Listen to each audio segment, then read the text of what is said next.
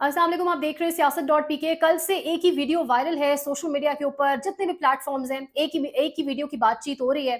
Trustees donuts blue area में एक दुकान जहां पर इस वक्त रश लगा हुआ है, तांता बंधा हुआ है लोगों का, और बाकायदा तौर पे इस वक्त ट्विटर के ऊपर और मुख्तलिफ सोशल मीडिया प्लेटफॉर्म्स पर वीडियोज जो है वो सर्कुलेट कर रही हैं। लोग पहुंच रहे हैं अपने दोस्तों के साथ, फैमिलीज के साथ, तो लोग पिक्चर्स लगा के पोस्ट कर रहे हैं। मतलब इतनी सेल, रिकॉर्ड सेल। हमने भी कोशिश की और टीम से एक दो लोगों ने राब्ता करने की कोशिश की ट्रस्टीज से, तो पता ये चला कि डोनट्स खत्म हो चुके हैं।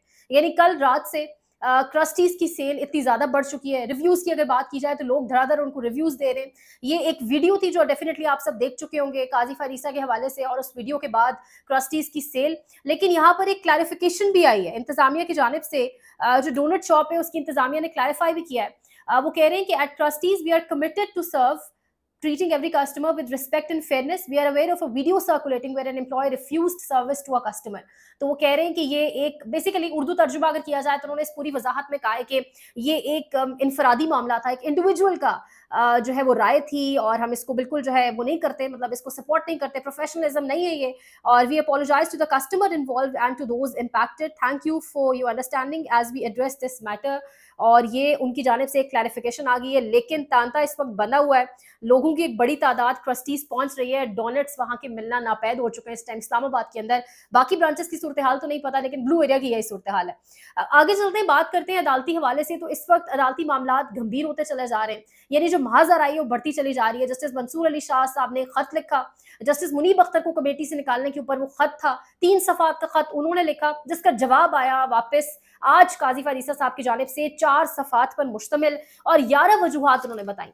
अब ये जो 11 वजूहात बताई गई हैं और जो जवाब दिया गया, इसके बाद एक गैर मामूली सूरत हाल पैदा हो गई है। सबसे पहले तो ये 11 वजूहात जब मैंने इनको स्टडी किया, जब आप मुख्तलिफ कोर्ट रिपोर्टर्स से सुनते हैं, बड़ी मुज़िका खेज है, आपको लिटरली हंसी आती है किस तरह से चीफ जस्टिस काजी फारिसा साहब एक इतने बड़े ओहदे पर बैठे हुए हैं, लेकिन उन्होंने जिस तरीके से वो 11 वजूहात, वो 11 रीजन सामने रखी हैं, जिसकी वजह से मुनीब अख्तर साहब को उन्हें साइडलाइन करना पड़ा। अगर एक एक करके मैं आपको मोटे तौर पे तमाम तर वजूहात बता दूं, एक क्रक्स आप तक पहुंच जाए, तो जो खत है वो 4 सफ़ात का है। खत की जो मंदरजात है उसके अंदर उन्होंने बताया कि ये रीजन हैं जिसकी वजह से मैंने मुनीब अख्तर को कमेटी से साइडलाइन किया है। सबसे पहले जी वो कह रहे हैं कि इन्होंने डोमिनेंस खत्म करने की कोशिश की, प्रैक्टिस एंड प्रोसीजर कमेटी को अपोज किया, जिसमें चीफ जस्टिस के इख्तियारात को बढ़ाया जाता है, उसको ये अपोज कर रहे थे इसलिए। दूसरी वजह वो बता रहे हैं कि इन्होंने पूरी तातीलात की है, 2 जजेस ने पूरी तातीलात की है, एक और का उन्होंने नाम नहीं लिया, कहा है कि ये जो वेकेशन होती हैं जजेस की, वो इन्होंने पूरी की पूरी अवेल की है, तो क्यों की है।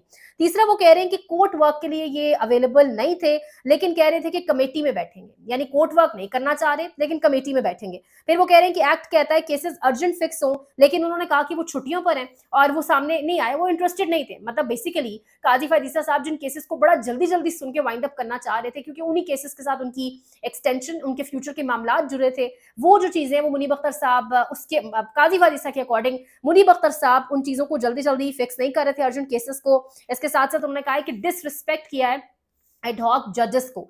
अब एडहॉक जजेस वो डेफिनेटली काजी फारिसा का दाया हाथ है, इस सिस्टम का दाया हाथ है। एडहॉक जजेस जिनकी जरूरत इतनी ज्यादा पड़ गई थी, तो अब एडहॉक जजेस की डिसरिस्पेक्ट तो फिर बर्दाश्त नहीं होनी थी। फिर एक और वजह वो दे रहे हैं कि एडहॉक जजेस को शरीयत एपिलेट बेंच का मेंबर बनने की भी इजाजत नहीं दी, और उसमें भी मुनीब अख्तर साहब पेश थे। फिर वो कह रहे हैं कि 13 सितंबर को जुडिशल कमीशन का इजलास हुआ, जो जुडिशल कमीशन ऑफ पाकिस्तान का इजलास हुआ, उसके अंदर इनका बिहेवियर, उस इजलास में कुछ चीजें फिक्स होनी थी, कुछ चीजें जजेस की तैनाती के हवाले से डिस्कस होनी थी। उस इजलास में तमाम सीनियर जजेस मौजूद थे और उस इजलास में इनका बिहेवियर बड़ा खराब था, ये वॉकआउट करके चले गए, ये बड़ा बुरा लगा काजी साहब को। उसके बाद वो कह रहे हैं कि साथी जजेस भी इनके हवाले से शिकायत कर रहे थे, नाम उन्होंने नहीं लिया कि कौन से साथी जजेस। और फिर वो कह रहे हैं उन्होंने कुछ केसेस का भी जिक्र किया इस खत के अंदर, इस जवाब के अंदर, ऑडियो लीक्स का केस भी, और उन्होंने कहा कि इस तरह के 1-2 केसेस हैं जिनको एडजर्न कर दिया उन्होंने और इसको जल्दी जल्दी वाइंड अप नहीं किया, तो ये वजह भी थी। और एट द एंड वो कह रहे हैं कि कमेटी रिमूवल के जवाब और रीजंस के साथ साथ वो एक तासुर दे रहे हैं, और तासुर दे के वो ये तासुर देने की कोशिश कर रहे हैं कि दरअसल मुनीब अख्तर साहब अपने सीनियर को, जो उनसे सीनियर थे, अब उनसे सीनियर कौन है, मंसूर अली शाह साहब है, नाम उन्होंने नहीं लिखा, लेकिन उन्होंने लिखा कि मुनीब अख्तर साहब अपने सीनियर को सीनियर नहीं मानते थे, यानी मुनीब अख्तर और मंसूर अली शाह के दरमियान भी कोई मामला था।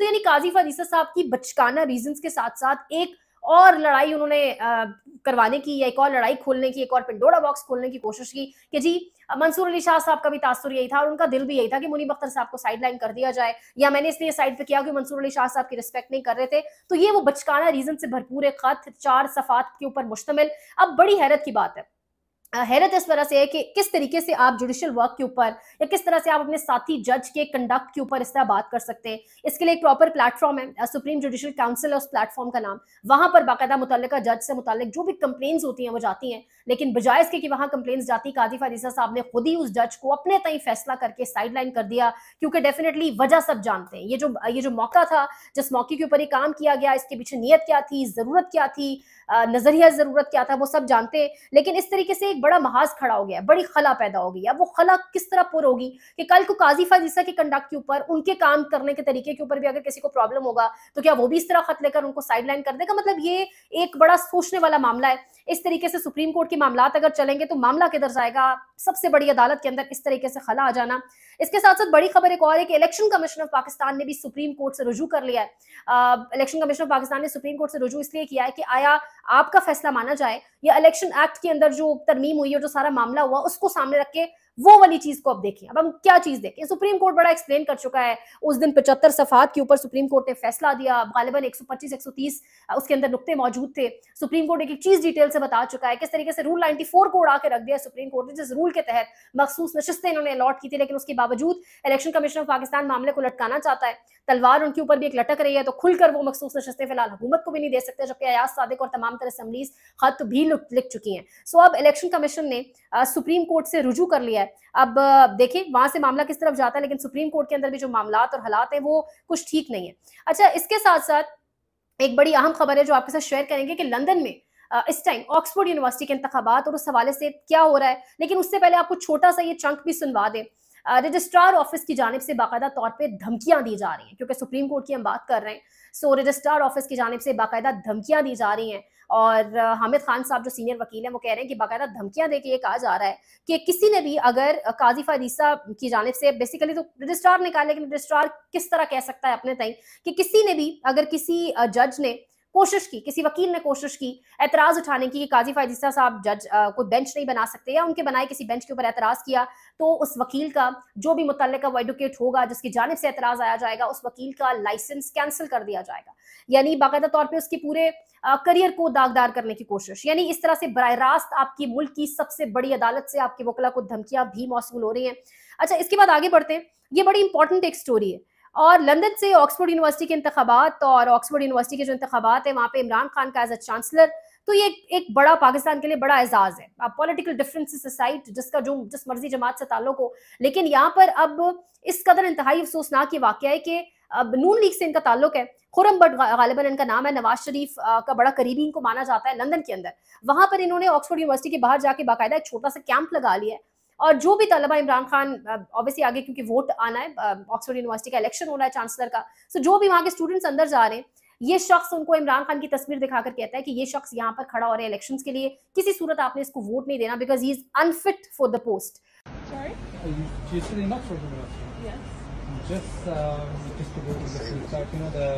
chancellor election is going to be held next month. So this guy is contesting. I'm just showing his real face. Thank you.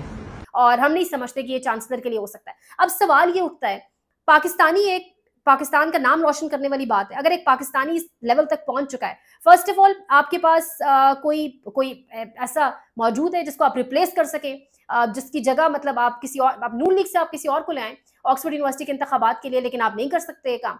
सो अगर एक शख्स पाकिस्तान का नाम रोशन करने के लिए इस लेवल तक पहुंच चुका है, तो बजाय इसके आप सपोर्ट करें, क्योंकि ये इंटरनेशनल एक मामला है और पाकिस्तान का नाम अल्टीमेटली इसके अंदर रोशन होना है। लेकिन यहाँ पर अब जो हुआ क्या है, ये दो वीडियोस आपको दिखाएंगे। एक तो स्टूडेंट है, बंगाली स्टूडेंट है, वो अंदर जा रहा है यूनिवर्सिटी के, और वही शख्स खुरम भट्ट उसको रोक रहा है और रोक के कह रहा है कि जी ये इमरान खान साहब इलेक्शन के लिए खड़े हो रहे हैं, तो अनफिट है ये पोस्ट के लिए, आपने बिल्कुल इनको वोट नहीं करना। उस बंगाली ने बड़े तहम्मुल से पहले कहानी सुनी और उसके बाद उसने कहा कि आप क्यों ये कह रहे हैं, वो क्यों अनफिट है। तो उसके ऊपर जवाब ये दिया क्योंकि पाकिस्तान की कोर्ट्स ये कह रही है। अब बड़ा आयरॉनिक था कि बंगाली ने आगे से ये जवाब दिया कि कौन सी कोर्ट्स, पाकिस्तान की कोर्ट्स। बंगाली ने कहा मैं बांग्लादेश से ताल्लुक रखता हूं और पाकिस्तान और बांग्लादेश के अंदर अदालतें किस तरीके से काम करती हैं मैं बहुत अच्छे से जानता हूं। अगर आप यूरोप की अदालतों की बात करें तो मैं यकीन करने को भी तैयार हूं, लेकिन यहाँ पर अदालतें, और सिर्फ यही नहीं, उस स्टूडेंट ने आगे से जवाब दिया कौन सी कोर्ट्स जो इस वक्त करंट रिजीम के अंडर काम कर रही हैं।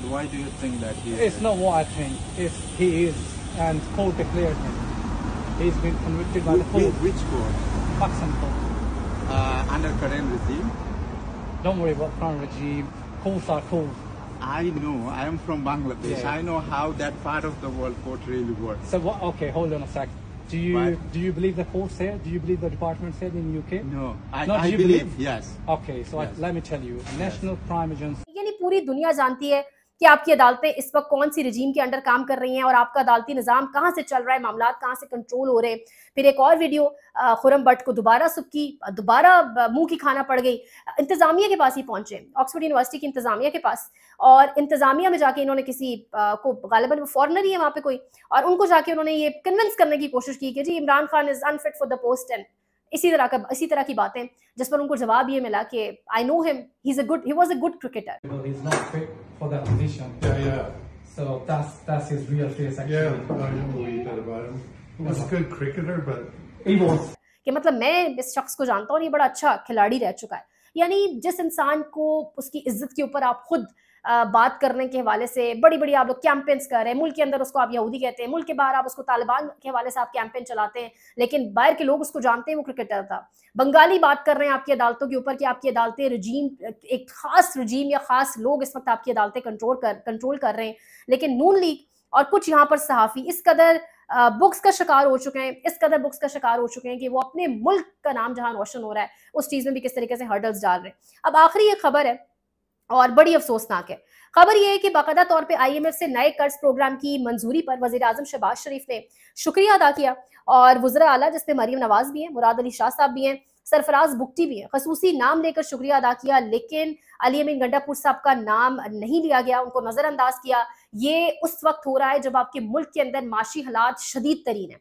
ये उस वक्त हो रहा है जब आपके मुल्क के अंदर KP के में जो हालात हैं, बड़ा आपका एक नाजुक सूबा है KPK बलोचिस्तान, लोगों के अंदर ऑलरेडी थोड़े से कॉम्प्लेक्स होते हैं और एक ऐसी हुकूमत वहां पे जो लगता है कि वाकईतन कोई फॉर्म 45 की हुकूमत वहां पे बैठी है, लेकिन आप इस तरह से कर रहे हैं। एक वो सूबा है जिसका वज़ीर आला आपसे कुछ दिन पहले लाहौर गया और जिस तरीके से आपने उसको तकरीर वहां नहीं करने दी, स्टेज पर पहुंचने से पहले आपने लाइट्स ऑफ करवा दी, तो ये उस सूबे के वज़ीर आला के हवाले से आप उसका शुक्रिया अदा नहीं कर सके, लेकिन दूसरी जानिब आपने शुक्रिया अदा किया बाकी तमाम वज़ीर आला का। तो ये इस किस्म के इक़दामात से क्या पैगाम जाएगा पूरी दुनिया को, ये बड़ा सोचने वाला मामला है। देखते रहिए सियासत.pk। पाकिस्तान में इस वक्त सबसे बड़ा मसला बोलने का है। पाकिस्तान में बोलने नहीं दिया जाता, जुबानें खींच ली जाती हैं, डर है, खौफ है, टेरर है। पाकिस्तान का मीडिया मुकम्मल तौर पर कंट्रोल्ड है, वेल मैनेज्ड है, एक मैसिव सेंसरशिप है। इसी तरह का दबाव पाकिस्तान में सियासत.pk भी फेस कर रहा है, जिसे पाकिस्तान भर में गुज़श्ता कई महीनों से मावरा आइन, मावरा कवानीन मुकम्मल तौर पर बंद कर दिया गया है, मुकम्मल तौर पर बैन कर दिया गया है। सियासत.pk की नशरियात को लिमिटेड करके पाकिस्तान में छोड़ दिया गया है। तमाम तर कानूनी मुआवज के ऊपर आवाज उठाई गई, दस्तक दी गई, लेकिन हर तरफ से खामोशी है, सन्नाटा है, कहीं पर कोई सुनवाई नहीं है, कोई सुनने को तैयार नहीं है। लेकिन इसका हल क्या है? क्या खामोश हो जाएं? क्या सवाल ना करें? क्या मालूमात आप तक ना पहुंचाएं? क्या इंफॉर्मेशन आप तक ना पहुंचाएं? मालूमात भी पहुंचेगी, इंफॉर्मेशन भी पहुंचेगी, सवालात भी उठेंगे, लेकिन अब आपने रोल प्ले करना है, आपने अपना किरदार अदा करना है। और छोटा सा एक प्रोसीजर है, प्रोसेस है, उसके बाद आप अपना किरदार अदा करें और हमारी मदद करें। पहले आपने यह करना है कि हमारे YouTube चैनल को सब्सक्राइब करना है, उसके बाद ज्वाइन के बटन के ऊपर जाना है, क्लिक करके हमारा मेंबर बनना है। या फिर दूसरा ऑप्शन यह है कि आपने वीडियो की डिस्क्रिप्शन में जाना है, वहां पर पैट्रियन का लिंक मौजूद होगा, उस लिंक के ऊपर क्लिक करें और हमें सपोर्ट करें, हमारा हिस्सा बने, हमारी ताकत बने। ख्याल रखिएगा। अल्लाह हाफिज।